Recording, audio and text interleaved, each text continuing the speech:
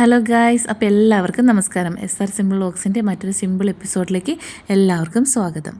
നമ്മളിപ്പോൾ ഇന്ന് ഇവിടെ ഉണ്ടാക്കാൻ പോകുന്നത് ഒരു കുഞ്ഞു മത്തിക്കറിയാണ് കേട്ടോ. അതിന് വേണ്ടിയിട്ട് ഞാനൊരു പാൻ അടുപ്പത്ത് വെച്ച് കുറച്ച് വെളിച്ചെണ്ണയും ഉലുവയും കടുകും എല്ലാം ഇട്ട് കൊടുത്തു. അതിന് ശേഷം 2 പച്ചമുളകും വെളുത്തുള്ളിയും കുഞ്ഞുള്ളിയും ഇഞ്ചിയും ഇട്ട് കൊടുത്ത് നന്നായിട്ട് വഴറ്റി കൊടുക്കുന്നുണ്ട് കേട്ടോ. ഒന്ന് വഴറ്റി മൂത്ത് വരുമ്പോഴത്തേനും അതിനകത്ത് വേണ്ടിയിട്ടുള്ള കറിവേപ്പില കൂടി ആഡ് ചെയ്ത് കൊടുക്കുന്നുണ്ട്.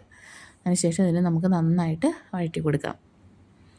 അത് ഏകദേശം ഒരു മൂത്ത പരുവാകുമ്പോഴത്തേനും അതിനകത്തൊരു 4 ടീസ്പൂണ് കാശ്മീരി ചില്ലിയും ഒരു 1/2 ടീസ്പൂൺ മഞ്ഞൾപ്പൊടിയും കൂടെ ഞാൻ ചേർത്ത് കൊടുത്തു. നന്നായിട്ടൊന്ന് മൂത്ത് വരട്ടെ. നന്നായിട്ട് ഇളക്കി അത് അടി പിടിക്കാതെ നോക്കണേ. നന്നായിട്ട് ഇളക്കി നല്ല ഇതായി കഴിയുമ്പോഴത്തേനും നമുക്ക് അതിനകത്തൊരു 1/2 തക്കാളി കൂടെ അരിഞ്ഞിട്ട് കൊടുക്കാം. ഇച്ചിരി ഗ്രേവി ഉണ്ടാവാൻ വേണ്ടിയാണ് കേട്ടോ തക്കാളി ഞാൻ ആഡ് ചെയ്തത്. അതിനുശേഷം തക്കാളി ഇട്ട് കൊടുത്തു. നന്നായിട്ട് ഇനി അത് വഴറ്റി ആ തക്കാളി ഒന്ന് സ്മാഷ് ആവണം. അതിന് വേണ്ടിയിട്ട് ഞാൻ കുറച്ച് വെള്ളം കൂടെ ആഡ് ചെയ്ത് കൊടുക്കുന്നു. 2-3 ടീസ്പൂണ് വെള്ളം ആഡ് ചെയ്യുമ്പോഴത്തേന് ഈ തക്കാളി ഉടഞ്ഞ് അതിനകത്തോട്ട് ചേരും. അപ്പോൾ നമുക്കൊരു ഗ്രേവി കണക്കിന് കിട്ടും. അപ്പം ദേ നന്നായിട്ട് തക്കാളി ഇങ്ങനെ സ്മാഷായിട്ട് വന്നുകൊണ്ടിരിക്കുന്നുണ്ട്.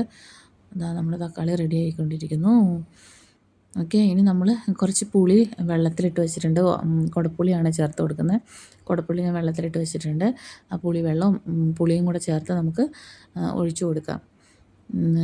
പുളിയാണെങ്കിൽ ഞാൻ ചെറിയ പീസായിട്ട് മുറിച്ചിട്ടേക്കുവാണ്. പെട്ടെന്ന് അപ്പോൾ പുളി ഇളകി വരുവാനും ഒക്കെ എളുപ്പത്തിനായിട്ട്. അതുപോലെ പുളി അധികം വേണ്ടതാനും അപ്പോൾ അത് ഏകദേശം ആയിക്കൊണ്ടിരിക്കുന്നു. നല്ലതായിട്ട് സ്മാഷായിട്ട് വന്നിട്ടുണ്ട്. അപ്പം ഞാൻ ഇച്ചിരി വെള്ളവും ആ കുടപ്പുളിയും കൂടെ ചേർത്ത് കൊടുക്കുന്നത്. ഇനി നന്നായിട്ടത് തിളച്ച് വരണം. തിളച്ച് വരുമ്പോൾ നമുക്ക് നമ്മുടെ മീനെ ഇട്ട് കൊടുക്കാം. അതാണ്ട് നന്നായിട്ട് തിളച്ച് വന്നു. അപ്പോൾ കുഞ്ഞു മത്തിയാണ് കേട്ടോ. അപ്പോൾ ഞാൻ കുഞ്ഞു മത്തി അതിനകത്തേക്ക് ഇട്ട് കൊടുത്തു. ഈ കുഞ്ഞു മത്തി എല്ലാവർക്കും വാങ്ങാനായിട്ട് ഭയങ്കര മടിയായിരിക്കും, ഞാൻ വെട്ടുന്നതിൻ്റെ ആ ഒരു ബുദ്ധിമുട്ട്.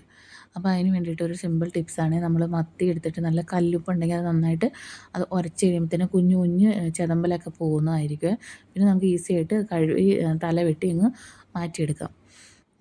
പിന്നെ സൂക്ഷിക്കുക, നമ്മൾ പിന്നെ ഉപ്പ് ചേർത്ത് എടുക്കുമ്പോൾ വളരെ കുറച്ച് മാത്രം ചേർത്ത് കൊടുത്താൽ മതിയാവും. കാരണം വെട്ടാനെടുക്കുന്ന സമയം കൂടുന്തോറും നമ്മുടെ മീനിലോട്ട് ഉപ്പ് പിടിച്ചുകൊണ്ടിരിക്കും. അപ്പോൾ അത് കണക്കാക്കിയിട്ട് എല്ലാവരും ഉപ്പ് ചേർക്കുക. അതുകൊണ്ട് നമ്മുടെ മീൻ വെന്ത് നല്ല പാകമായിട്ടുണ്ട് കേട്ടോ. മീനൊക്കെ വെന്ത് വന്നിട്ടുണ്ട്. ഇനി കറി ഇച്ചിരി കൂടെ കുറുകാനായിട്ടാണ് ഞാൻ വെച്ചേക്കുന്നത്. അപ്പോൾ ഗായ്സ്, നമ്മുടെ മീൻ കറി അപ്പോൾ റെഡി ആയിട്ട് വന്നിട്ടുണ്ട് കേട്ടോ. അപ്പോൾ നന്നായിട്ട് തിളച്ചിങ്ങനെ വന്നുകൊണ്ടിരിക്കുകയാണ്. അപ്പോൾ ഞാൻ ഒന്ന് ഉപ്പും പുളിയും നോക്കി. അപ്പോൾ പുളി അല്പം മുന്നിട്ട് വരുന്ന പോലെ ഞാൻ വേഗം പുളിയെ എടുത്ത് മാറ്റി എല്ലാം നീക്കം ചെയ്തു കേട്ടോ. അല്ലെങ്കിൽ നമ്മളിനി തിളച്ച് വരും തോറും പുളി ഭയങ്കരമായിട്ട് കൂടി വരും. അവിടെ അതിനെടുത്ത് മാറ്റി. അപ്പോൾ വേണമെങ്കിൽ നമുക്ക് ഇത്രയൊക്കെ ഉള്ളൂ, മീൻ കറി റെഡി ആയിട്ടുണ്ട്. നമുക്ക് വേണമെങ്കിൽ ഇങ്ങനെ തീ ഓഫ് ചെയ്ത് വാങ്ങി ചോറിൻ്റെ കൂടെ കപ്പയുടെ കൂടെ ഒക്കെ കഴിക്കാവുന്നതാണ്. അപ്പോൾ എന്നിരുന്നാൽ പോലും ഞാൻ കുറച്ചുകൂടെ വറ്റിക്കുന്നുണ്ട്. കാരണം ഇവിടെ മീൻ കറി ആർക്കും അത്ര പ്രിയമില്ല. എല്ലാവരും മീൻ വറുത്തതിൻ്റെ ആൾക്കാരാണ്. അപ്പോൾ ഞാൻ ചാറ് കൂടുന്തോറും ഇതിവിടെ ഇങ്ങനെ ഇരിക്കത്തേ ഉള്ളൂ. അതുകൊണ്ട് ഞാൻ കുറച്ചും കൂടെ വറ്റിച്ചിട്ട് ഇച്ചിരി കറിവേപ്പിലയും പച്ചവെളിച്ചെണ്ണ ഒഴിച്ച് വാങ്ങി വയ്ക്കാനാണ് പ്ലാൻ. അപ്പോൾ ഏകദേശം നല്ലതായിട്ട് കുറുകി വന്നിട്ടുണ്ട്.